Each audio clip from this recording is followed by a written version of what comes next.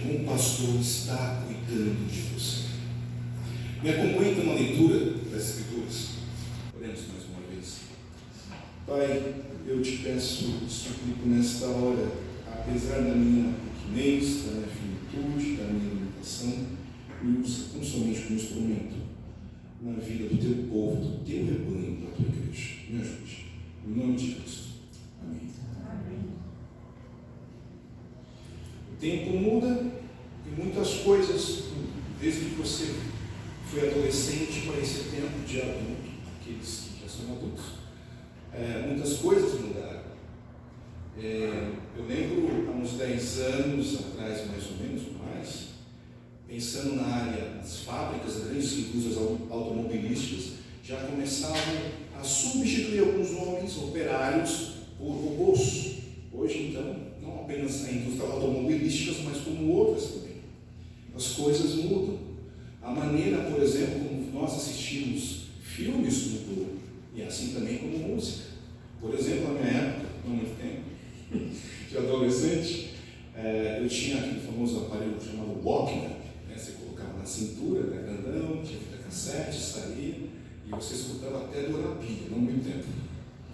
Hoje já mudou, as coisas mudam, né? E umas coisas que mudaram para o nosso tempo, para a nossa geração, são, não sei se profissões, mas algumas atividades, por exemplo, como de influenciadores e seguidores desses influenciadores. Pessoas que produzem um tipo de conteúdo de diversos temas, de diversas áreas, compartilham em redes sociais e muitas pessoas, os seguidores, assim como nós, seguem essas pessoas, esses influenciadores, para assim obter esse conteúdo produzido. Por vezes, e há muito conteúdo bom, pessoas seguem muito conteúdo bom, mas há muita porcaria, há muita coisa ruim, há muito lixo. Muitas pessoas seguem conteúdos ruins também. Esses influenciadores, por vezes, se posicionam como gurus ou mentores de outras pessoas, influenciando, essas pessoas seguem.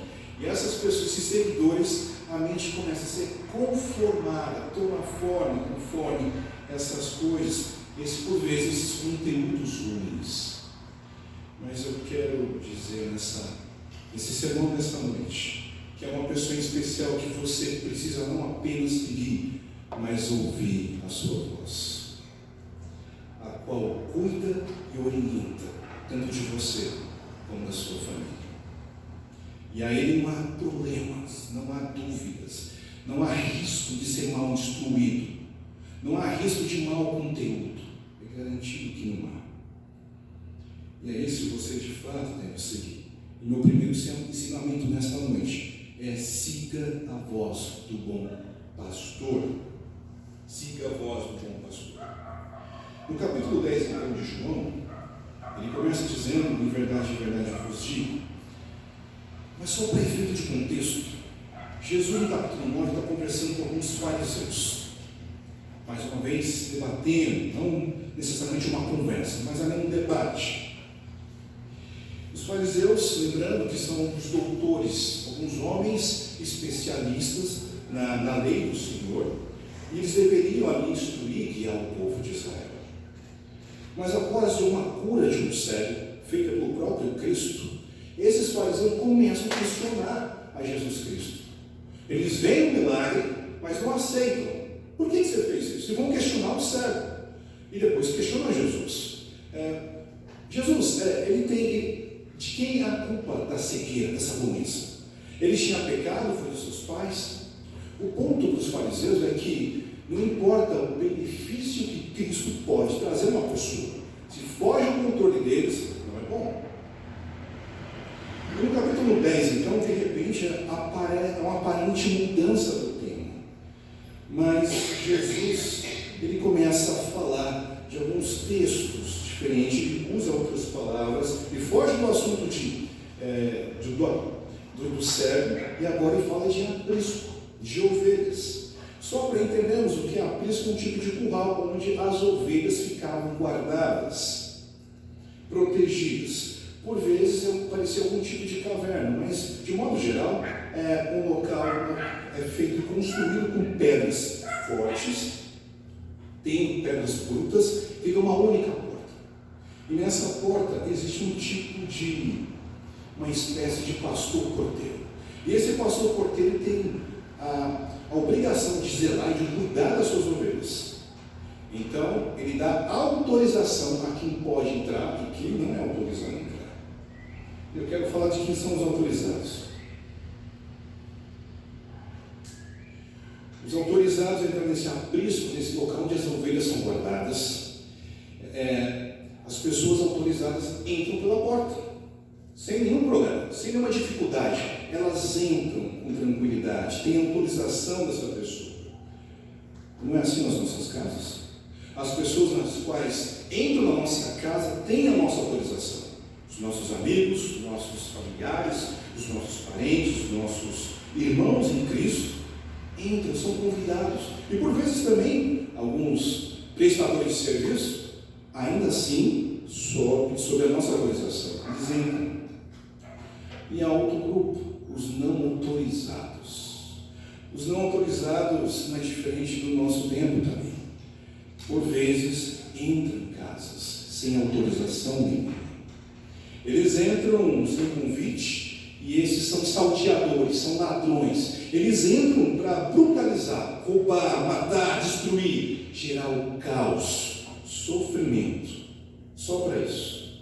Eles não entram pela porta principal, eles não são convidados. Eles têm que ter um outro jeito. E assim, Jesus faz a comparação, falando diretamente para esses fariseus.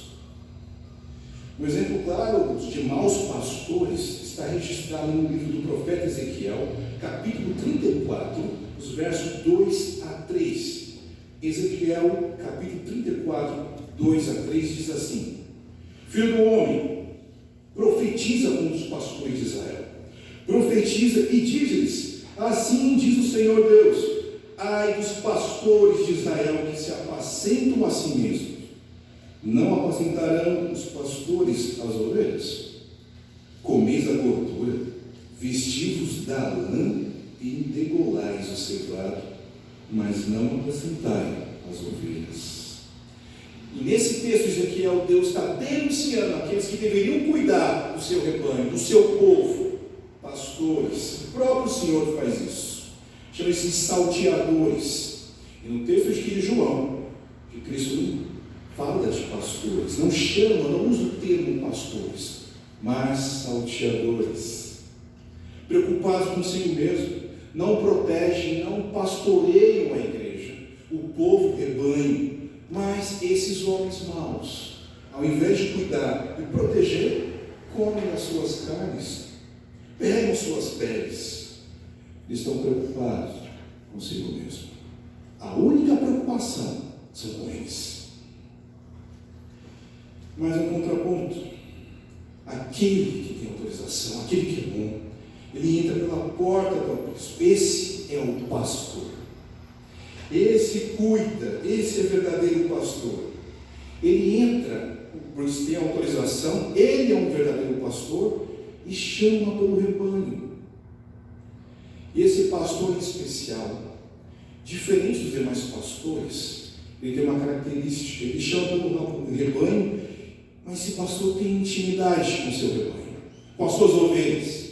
Ele chama e as suas ovelhas o reconhecem. E você sabe muito bem que intimidade não é para qualquer um.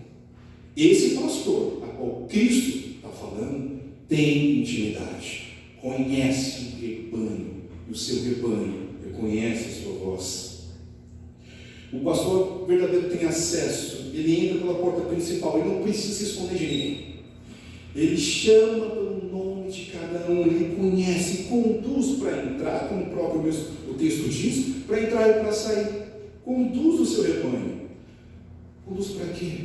Para uma nova pastagem. Precisa, ele sabe o momento certo que as suas ovelhas precisam se alimentar.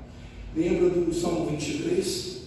Salmo 23 diz assim: Ele me faz repousar em pastos verdejantes, leva-me para junto das águas de descanso. bom pastor, o pastor verdadeiro, leva o seu rebanho para as águas de descanso. Não é tormento, não é desespero, mas de descanso. O entrar em Israel tem outra conotação. No livro de Números 27, 15, 17, mostra que Moisés está preocupado com o povo. O povo de Deus precisava entrar na terra prometida, mas Moisés é proibido por Deus. Mas na oração de Moisés, ele ora: Senhor, pede ao Senhor para que venha um outro líder para conduzir o rebanho de Deus a uma nova terra que manda leite e mel. E Deus atende as suas orações. Deus manda Josué. O povo não está sozinho, está sendo conduzido por Josué nesse momento, como substituto de Moisés. E as ovelhas são guiadas para uma nova pastagem, para um novo tempo. Em todo tempo é Deus cuidando. Deixe-me lembrar: o bom pastor cuida de você. O bom pastor tem cuidado da sua família, da sua igreja. O pastor verdadeiro também vai à frente e tem uma outra característica. Ele tem acesso, ele chama pelo nome, ele tem intimidade com as suas ovelhas. E Jesus tem como referência o próprio os pastores do Oriente Médio, não os pastores do Ocidente. Os pastores do Ocidente têm duas características. Por vezes, alguns, eles usam um cachorro, um animal, para conduzir o rebanho. Ou eles mesmos vão atrás do rebanho. Mas esse pastor do Oriente, ele vai à frente. Esse pastor vai à frente para ter visibilidade do local, para onde ele pode guiar suas ovelhas, o seu rebanho. Ele está preocupado com o caminho, se nesse caminho tem algum tipo de buraco, aonde o seu rebanho pode se machucar. Ele está procurando ter uma visibilidade para entender onde tem um bom pasto. Esse bom pastor está guiando as suas ovelhas para esse local. Em segurança, as suas ovelhas o seguem. Ele é seguido pelo seu rebanho, porque o rebanho conhece a sua voz. É como se o rebanho fala: ele vai cuidar de mim, ele vai me guiar para um bom lugar, eu conheço ele, toda vez que ele entra, eu sei que posso confiar nele. Ele me leva para um bom local, bom alimento na hora certa, segue, obedece, reconhece a voz do seu bom pastor. E por fim, então, os fariseus escutam tudo isso. Mas eles não compreendem, não faz sentido para os fariseus, é estranho. Eles são doutores, são versados na lei, mas não compreendem a parábola de Jesus. Não faz sentido, é esquisito. O entendimento limitado deles serve apenas para rejeitar a parábola de Jesus, só para isso. Mas por quê? Por que isso? Simples. Eles não fazem parte do rebanho.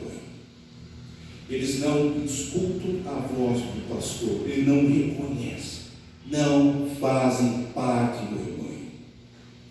São judeus, compreendem algumas coisas do Antigo Testamento, mas se compreendessem de verdade, reconheceriam Jesus Cristo como seu pastor.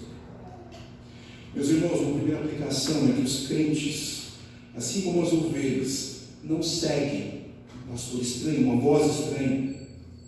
Mesmo que esse sujeito vista-se como pastor, tente imitar o chamado do pastor, possa até parecer um pastor, mas ter a comunicação de um pastor, mas esses que trazem filosofias estranhas às igrejas, trazem teologias esquisitas e estranhas, éticas, comportamentos estranhos, comportamentos duvidosos, são estranhos ao povo de Deus. São estranhos ao rebanho, não devem ser seguidos.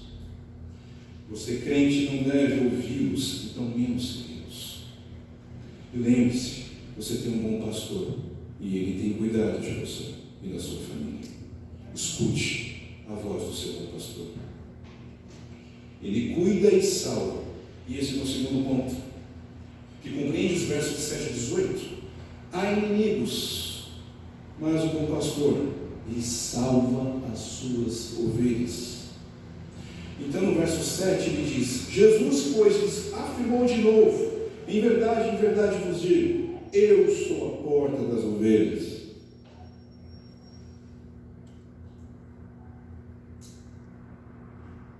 fariseus e o grupo dos judeus, eles não tinham compreendido, mas Jesus insiste. Ele volta no assunto, mas agora com um pouco mais de acréscimo, ele procura explicar mais coisas para eles.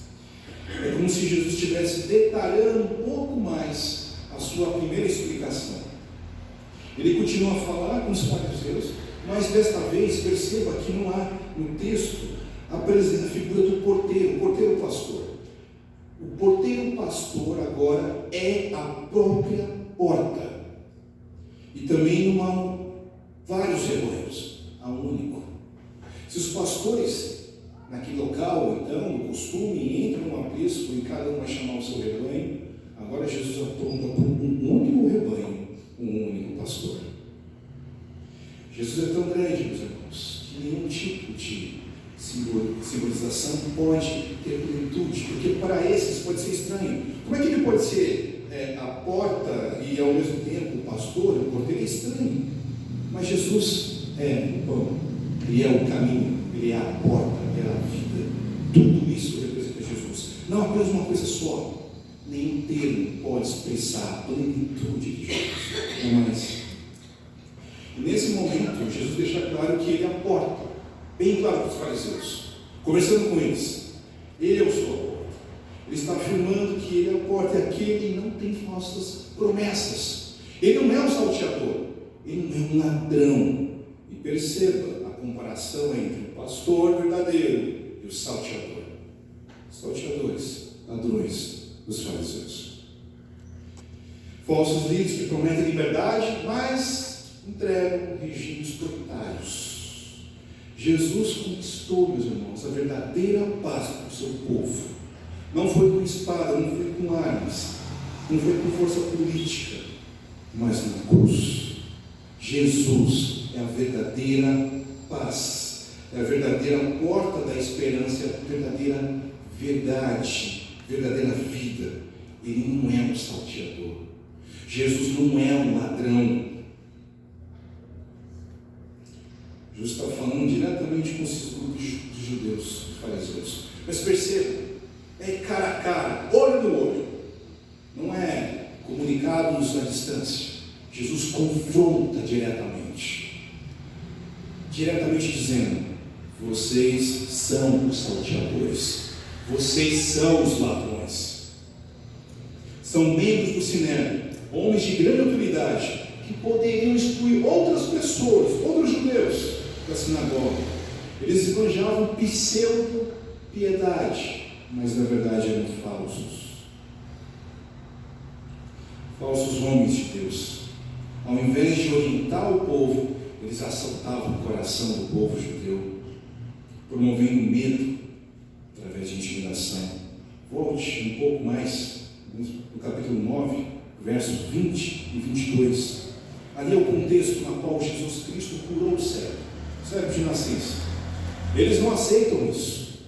E os judeus, os fariseus, não aceitando, vão interrogar. E diz assim o texto, João capítulo 9, dos versos 20 a 22. Então os pais responderam, os pais do cego: sabemos que este é nosso filho e que nasceu cego, mas não sabemos como vê agora, ou quem lhe abriu os olhos também não sabemos. Perguntai a ele, idade tem, falará de si mesmo. Isto disseram seus pais, porque estavam com medo dos judeus, pois estes já haviam assentado que se alguém confessasse ser Jesus Cristo, fosse expulso da sinagoga. Esses eram os fariseus. Ao invés de instruir, ao invés de orientar o povo, eles faziam ao contrário, intimidavam, traziam terror ao coração do povo. Intimidações, roubavam o povo, roubavam a paz, ameaçavam. E se não fosse suficiente, eles iam ser violentos também. Vou te excluir da igreja. Não concorda comigo? Te excluo. Esse não é isso. Eles eram de fato tanto ladrões como salteadores. E Jesus estava no olho de cada um, cara a cara, dizendo: ladrões, salteadores. É um contraste. Ao invés de instruir, ao invés de serem pastores, vêm para matar, roubar, destruir, tirar a paz do coração. Mas em contraponto, Jesus, o bom pastor, oferece uma vida de abundância. Cuidado, meus irmãos, insisto, tenham cuidado com quem vocês seguem, com quem vocês escutam, cuidado com o conteúdo, filtrem, busquem as escrituras sem o filtro de vocês. Lembre-se, o verdadeiro bom pastor cuida e salva você e a sua família. Há uma segurança, meus irmãos, ao entrar nessa porta. O que significa entrar e sair é o próprio pastor conduzindo o seu rebanho no momento de alimento, no momento que ele precisa se alimentar na hora certa, mas ao mesmo tempo ele vai experimentar o cuidado, porque as ovelhas debaixo desse bom pastor têm cuidado desse bom pastor. O Salmo 128 diz: o Senhor guardará a tua saída e a tua entrada, desde agora para sempre. Os pequenos afazeres do dia a dia, o Senhor cuidará de você. Escute a voz do seu mestre, do bom pastor. Ele vai te guiar para uma boa pastagem, vida em abundância. Em abundância. Escute a voz do seu bom pastor. E o contraste contra o bom pastor e esses homens falsos continua. E agora Jesus chama de mercenários. Mercenários. Você sabe que é um mercenário? Talvez alguns de vocês possam lembrar de alguns filmes, por exemplo, do Sylvester Stallone, ele e diversos jovens, mas alguns assistiram e sabem que mercenário ele tem uma tarefa, tem uma atividade, por dinheiro ele executa. Eu tive a oportunidade, certa vez, de conhecer um mercenário, o mesmo mercenário, dessa conferência. Faz uns 10, 15 anos, num casamento em Vila Velha. Ele era um ex-combatente lá no Iraque. Ele conversou comigo, mostrou a situação dele, abandonou tudo e veio para o Brasil, no navio, parou em Vila Velha, no porto. Mas ele explicou que o mercenário é o seguinte: não importa a atividade, importa o dinheiro. Ele é recrutado, ele é um ex-soldado, então não importa se ele vai ter que matar um bando de crianças, mulheres, sequestrar alguém, não importa. O que importa é o dinheiro. Mercenário age dessa maneira, absolutamente por dinheiro. É isso que importa. Enquanto, e a comparação de Cristo agora, se eram ladrões e salteadores, vocês agem por dinheiro, nada mais. Vocês, fariseus, se vocês que conhecem as Escrituras, vocês agem por dinheiro. Enquanto vocês fingem ser um bom pastor, quando vem o lobo, os perigos, foge. O falso pastor foge, abandona, deixa as ovelhas por conta do lobo ia ser devorado. Afinal de contas, o mercenário que é falso pastor não vai correr risco, não vale a pena, é por dinheiro. Esse é o comportamento típico do mercenário. Simplesmente trabalham por dinheiro, nada mais que isso.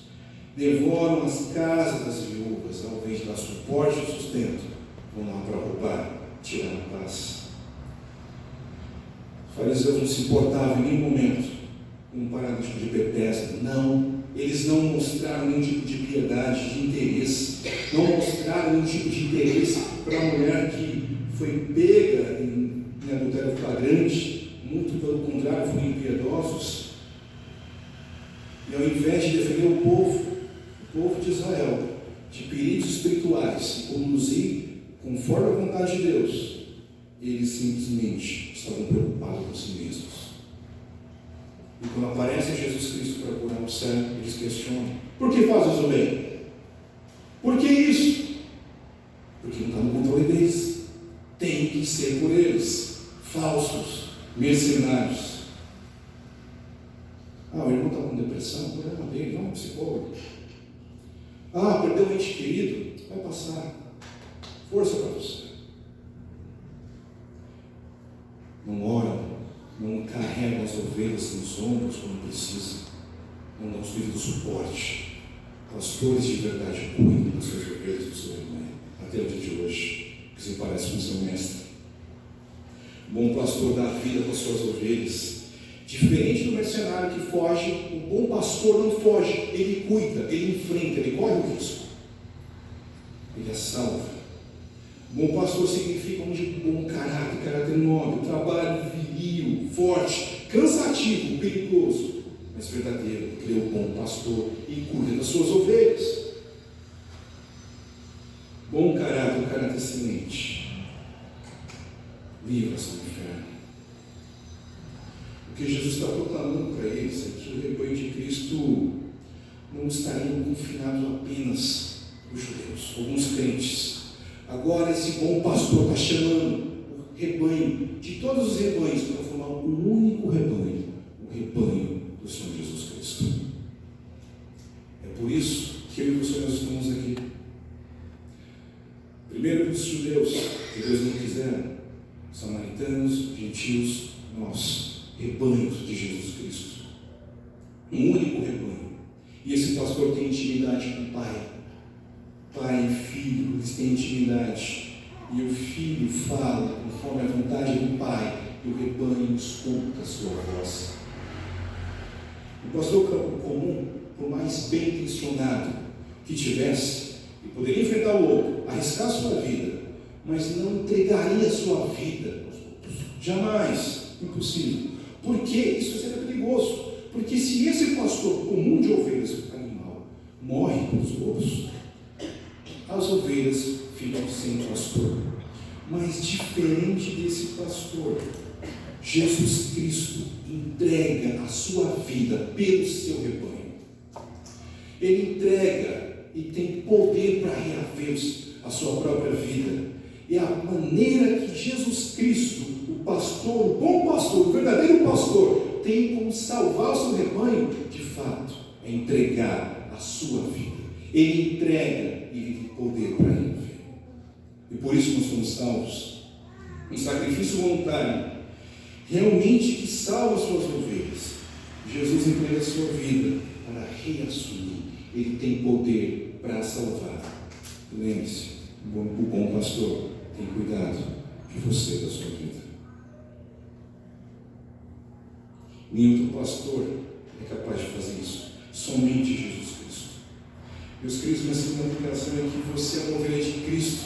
Se você ser uma ovelha de Cristo, você deve reconhecer a voz do Mestre, do bom pastor, e deve segui-lo. Ele sabe o que faz. Ele sabe como conduzir a sua vida. Você ovelha, nós ovelhas, porque somos rebeldes e achamos que temos mais sabedoria que o pastor. Não é verdade. Esse caminho não é bom. O bom pastor sabe o bom caminho. Esse alimento não é o suficiente. O bom pastor sabe o alimento que você precisa, o tempo e a hora de sair.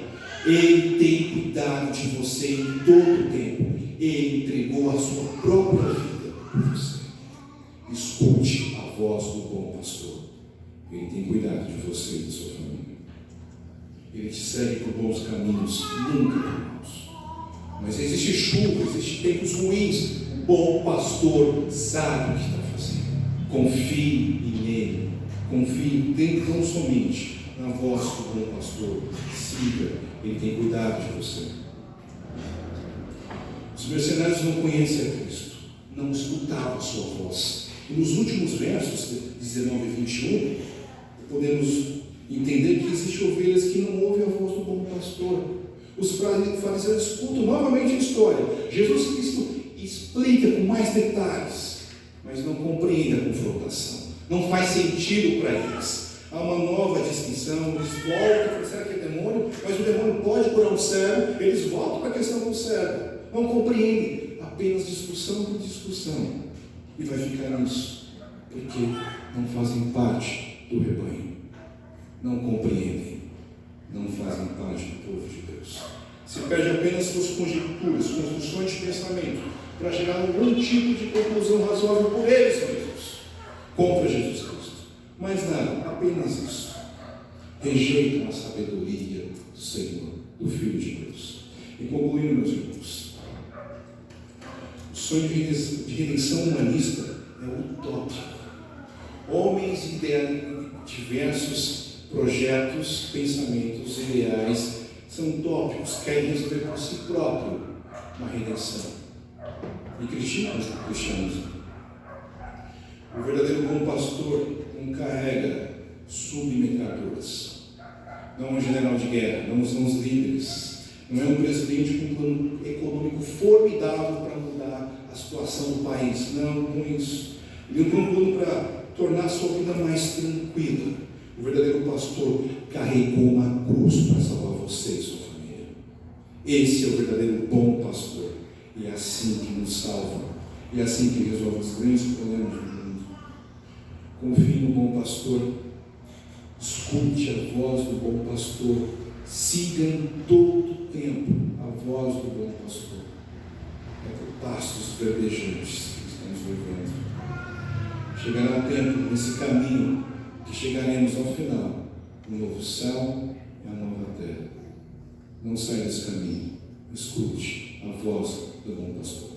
Que Deus te abençoe.